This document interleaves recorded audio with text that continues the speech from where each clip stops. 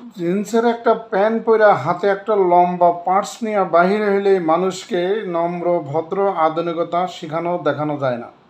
নম্র ভদ্র আধুনিকতা আসে পারিবারিক শিক্ষা এবং নিজস্ব মূল্যবোধ থেকে। এই ভিডিওটা দেখুন।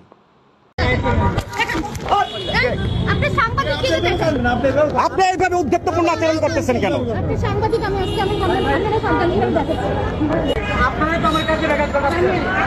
উল্টা পথে আসলে পুলিশ ছাড়বেই। এটা তো উল্টা পথে আসছেন আপনি। এদিকে আসো, এদিকে আসো। এই তুমি এর বাধা দিছো কেন? আমি বাধা দিছি, উনি উল্টা পথে আসছে। উনি আমাকে ওই জায়গায় বলতে চাইছিলেন তুই এদিকে আয়। আমি যাই নাই দেখে উনি রিক্সা থেকে নেমে আসছে, আমার সাথে তর্কাতর্কি করতেছে। দৈনিক বাংলার মোড়ে এখান থেকে উল্টা গিয়ে বেশ যানজটের সৃষ্টি হয়। ভলান্টিয়ার সার্ভিসে নিয়োজিত ট্রাফিকের যে সদস্যরা রয়েছেন তারা বাধা দিয়ে পারছেন না। বিভিন্ন গাড়ি এখানে উল্টা এসে এই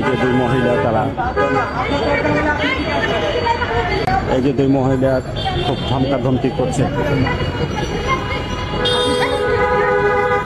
প্রচুর ধমকাধমকি করা হচ্ছে এই ছেলেটিকে, এই দুই নারী।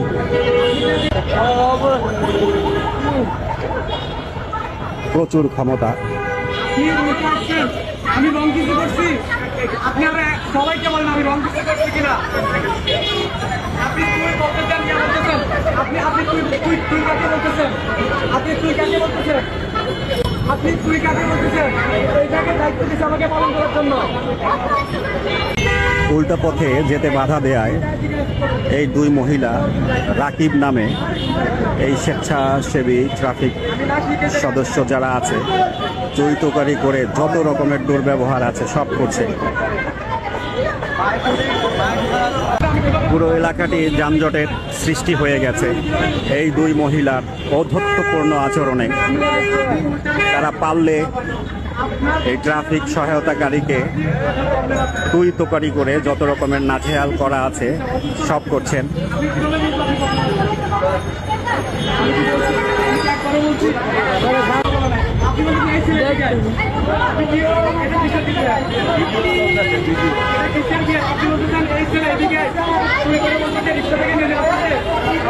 এই যে দৈনিক বাংলার মোড়ে এখান থেকে এই রিক্সাগুলো যারা উল্টো গিয়ে যানজটের সৃষ্টি করেন তার জন্য এখানে স্বেচ্ছাসেবী ট্রাফিক সহায়তাকারী যে সদস্য রয়েছেন তাদেরকে নিয়োজিত রাখা হয়। কিন্তু তারা কিভাবে দায়িত্ব পালন করে তার একটি চিত্র এটি, যে এই দুই মহিলা তারা কিভাবে এই ছেলেটিকে, এই ট্রাফিক সহায়তাকারীকে নাজেহাল করছেন। তারা এখান থেকে যাবে কিন্তু উল্টা পথে যেতে বাধা দিচ্ছেন, তাই এই সমস্যার তৈরি হয়েছে এখানে।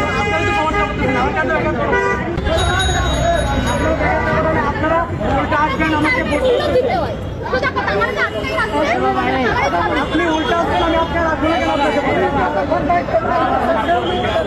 দেখেন আমার কোনো ভুল থাকলে আপনারা যা বলবেন আমি শুনে নিব। কি হয়েছে আঙ্কেল, কি হয়েছে?